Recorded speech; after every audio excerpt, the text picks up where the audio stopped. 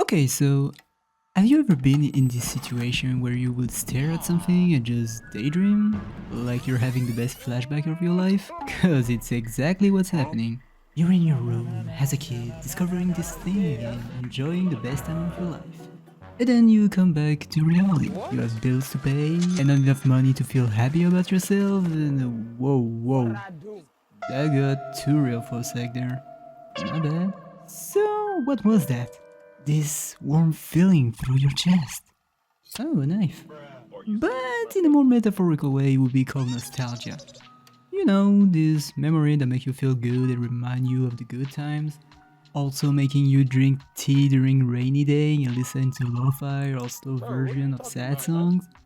Is that still a thing now that I think about it? Cause this girl should be close enough to becoming like Rick or a new god at this point. But yeah, nostalgia is a pretty powerful thing. Kinda like a filter you put in front of your old memories that make you see new colors. Wait, what does it sound like drugs? But anyways, it sounds really good, right? Nostalgia, the secret remedy to a shitty daily life. Nah, it's not really, cause it does feel good but can make you really biased on this stuff. Like listening to a song you used to listen and be like, why doesn't it hit the same? Why doesn't it feel the same? Well, probably because you grew up and you finally understand the lyrics. Doesn't sound like crap at all! Oh, he wasn't talking about petting his dog. Well, it did kinda sound weird even back then. Or making you watch all show and discovering that, yes, it was a racist joke. Who are you? And now you understand where your sense of humor comes from. Or making you play old video games.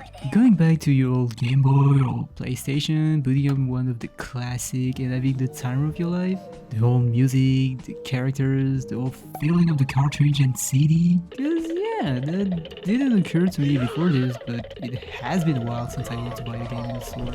Or just went outside in general. And I gotta admit that the moment where you scratch the disc and have to go through whole ass voodoo to bring the thing back to life ain't the part I really missed. Though it was fun looking back at it. You see what this nostalgia thing does to your brain? Even the bad part make you feel like, eh, good times. I remember one time playing an old Soul Calibur games and playing it with my sister. We were laughing so hard. Even though I was getting my ass beaten, she always was better than me at this game. Did I enjoy the moment? Hell yeah. Did I have to pay for the takeout? Hell yeah! But it made me want to go back to other games, and a certain franchise I've given up on a long time ago. Assassin's Creed, one of the first games I owned, played and finished, had a huge impact on me, and I already talked about this when I dropped it. But we don't care, so I went for the best one, at least by what my brain told me. Assassin's Creed 2. And yeah, it had everything I remember. Cool characters, cool story, insane music.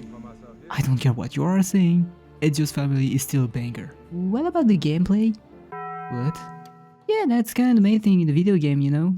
Oh, yeah. Yeah, sure. Fuck. No, but like, if you were to ask me to play this whole thing again, I would just drop kick the thing out the window. Like, I like the game, but it didn't age that well on different things. Like, I don't know. Oh yes, this fucking mission where you had to stay close to a guy for the conversation and work at his speed. If not, you can progress. And these guys sure have all the time in the world. What an unfortunate thing for this NPC that you could kill bystander pretty easily back then. Make me lose my time again and you'll be the one catching up with your ancestors. And even on a technical aspect, I know the game is decades old. I know. But do you guys remember this scene with Da Vinci? Perhaps this will help to clear your head. Oh no, someone help him. It's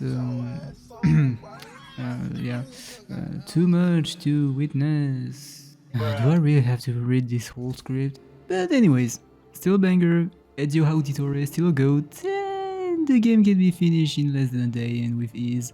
Cause counter attack was OP as fuck. You just have to nail the timing and you can insta-kill anything. Also, the enemy are so Is there a word invented to describe that? Being weak and coward? Oh, bitch. Oh. Nostalgia. I said this word too much. I'm gonna say tacos for now. Tacos is incredible.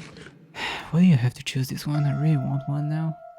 But anyway, my point still stand on this, making you see only the good part. Does that mean that taco is bullshit? Well, not every time actually. Sometimes your lo-fi brain is right. Like, okay, seriously, I'm not the biggest expert on the matter, but haven't recent Pokemon games been pretty mid?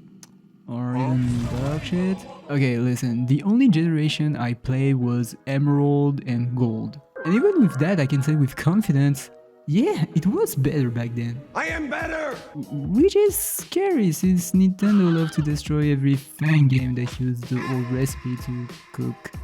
Oh my god, my channel is gonna get nuked by their attorney.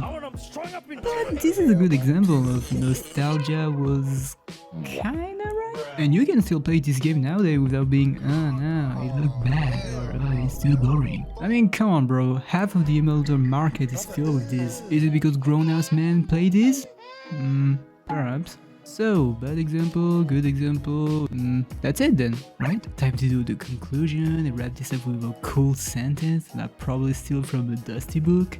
Just hoping it doesn't translate to my combat. But can we talk about one last thing? Because nothing in this tacos realm can get close to Minecraft. Minecraft has been a huge part of my childhood, like a lot of people. Well, sometimes not in a good way, but let's just leave this here for now. But what gave Minecraft such a tacos vibe? Okay, I'm stopping this bit. Well, everything actually. This game is the prime example of, yeah, here's a car key, go for a drive. You do whatever you want. You want to build a house? Go for it. No, you don't have to. No. Oh. You want to conquer a dimension? Go for it. You want to build a civilization with other players separate on two islands to see what crazy story will unfold? Well, that escalated quickly, but go for it. This game is the embodiment of simple but can get crazy if you want, allowing everyone to have their own little adventures. Oh, and also the music. Usually we kind of forgot about this part. What? Not the main theme, this one is a national anthem, but like the others. You know about Pigsteps? This is fire. And not only because he comes from the nether. Just hearing this track make me want to cheat in the speedrun. Wait, what? It's really crazy how much music can carry. Transport you in this fictional world. Living your own little adventure with your friends and everything is fun. As long as you don't take a left to the crossroads. What? Yeah, it's pretty fun and all. But did you have this weird moment where you create a new Minecraft world, you do things, and you just let it rot in your computer? What were we trying to do here? Like, no real objectives, just mining and crafting? Get it? Trying to go back to the old times, right? Well, unfortunately, time travel hasn't been invented yet. And we're not in a shitty webtoon. So all we have are these little windows. Games, music, memories to help us cope. Or just have a good time. That won't last long.